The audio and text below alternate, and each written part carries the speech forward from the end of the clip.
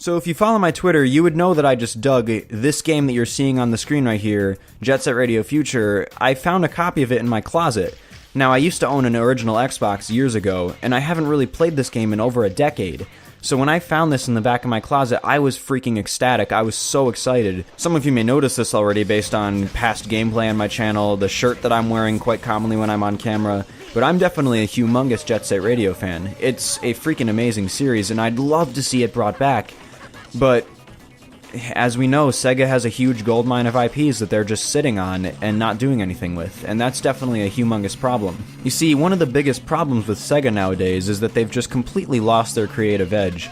Ever since they dropped out of the hardware market, Sega lost an incentive to actually make great games, because they didn't have any hardware that they had to sell. And now look what happened. The games that they actually did make started declining in quality, although they did actually jump back on quite a few of them because, let's face it, Sonic Colors, even Sonic Unleashed, Generations, even Lost World, those games are all fucking great. Awesome games. But we're still seeing a huge downward trend, and Sega keeps coming out every few years to tell us, oh, we're sorry, we're going to go back to making great games, we're going to listen to the fans finally, even though we should have been doing that for the longest time. So here's Sega, releasing nothing but Sonic games. Even after the hugely negative response to Sonic Boom, we still have Sonic Boom Fire and Ice coming out, which is pretty much going to be just Shattered Crystal, except with a few, iffy things taken out of it to make it a little better.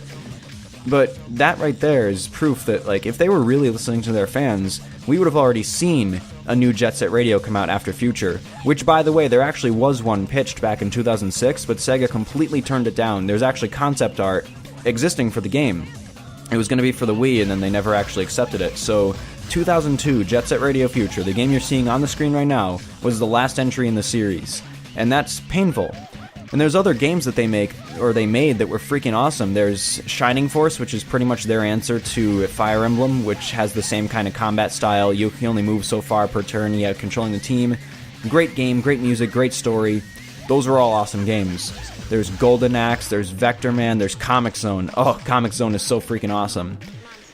The reason I'm going on and on about this is because I'm seeing a lot of people say Nintendo should drop out of the hardware market because they're failing on hardware and they should just go third party. Well, for the most part, in theory, that would be a good thing. I would like to see Nintendo games on other systems. Just imagine Xenoblade Chronicles X or Zelda Breath of the Wild or Mario Kart 8 running on a high-end gaming PC. Imagine how beautiful those games would be. Mario Kart 8 already looks fucking awesome, even on the Wii U's extremely weak hardware. So imagine that game on actual, well-pushed hardware. That'd be awesome. But if Nintendo didn't have any hardware to push, how much care would they truly put into their games? Look what happened with the Wii U. The Wii U was not selling too well, and Nintendo knew that it wasn't going to be selling too well. So look what happened to the quality of some of the games that started getting released on the system later on. Star Fox Zero dropped in quality. We know damn well the Paper Mario Color Splash is not going to be up to par for anything. It's just declining in quality, and that's because they know that no matter what they do, they don't have hardware to push, because the Wii U is not going to be selling any better anytime soon. So, if Nintendo went third party, I feel like they'd just end up like Sega. I mean, look, Nintendo's already sitting on a bunch of IPs that they haven't used in ages.